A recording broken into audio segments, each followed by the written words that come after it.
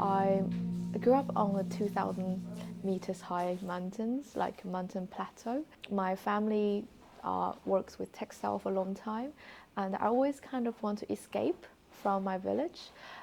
It's quite interesting because my grandma was angry with me because they said, we spent so much money sending you to the UK. Why are you still doing the same thing that 5 generations has done? And I told my grandma, you know what? I'm not doing the same thing as you guys does. I still work with traditional clothing, but you guys only see the cloth. I see behind the cloth. That's the difference. And back to old times, for one jacket, you need to start it from a seed. You need to grow the dye plants first, and then you need to grow the cotton. You need to grow the thing that able to produce the fabric first, and then you're able to weave, you're able to dye, then you're able to sew. Someone's hand has to touch that fabric to go through the sewing machine. So someone's hand touched that fabric. Now it's on your body. There is a connection there. But I think people sometimes just forget that there is human being behind every single cloth. But nowadays it's kind of, yeah, we just buy a t-shirt. And no one really think who sewed the t-shirt or who grow the cottons for the t-shirt. But yeah, I think people should think more about behind the clothing, behind the textile, who's behind them. And mostly are female that producing all the things, and they are really skilled, talented people, not really being, appreciated. That's what I feel like. That's my grandma felt like, it's such a low respected job. So that's what she lived, her whole life stitching under. She felt like, why I'm still doing it? Because it's not respectful. Like, it's not a good job. That's why she's angry with me, is because there's no prosperity for those people. And I think we need to change that. We need to respect those female that stitch 8 hours a day and in their whole life.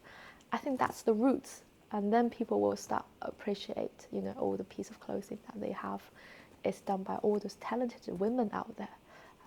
And also loads of knowledge behind, not just about textile knowledge. It's more about the farming knowledge, the loom, like the mechanism knowledge of how the loom works, for example, how the plants works.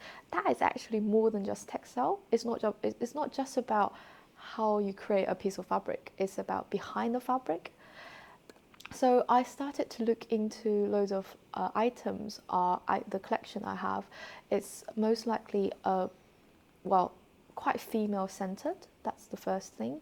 Female-centered, so always telling a story that through the mother's love to the daughter.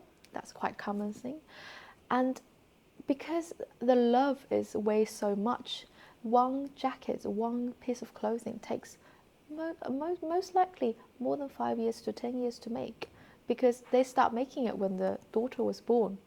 We're not talking days, we're talking months and years. That's the counting unit. We're not talking about hours. So it's not just a piece of item, it's more about a way to communication to the next generation. And I told my mom, I said, Mom, you didn't make me a jacket. Where's my jacket? My mom says, I feel really bad because my mom generation already start changing. They already start ditching this kind of tradition of, we call them 100 family jackets, because in old China, one jacket probably will be worn by 100 families. That's why I called 100 family jackets, because the clothing always there, able to fit someone. And I think that's so much connection for just one piece of clothing. I believe textile, sometimes we really underestimate how powerful textile are. They can really tell a story, and they really can link people together.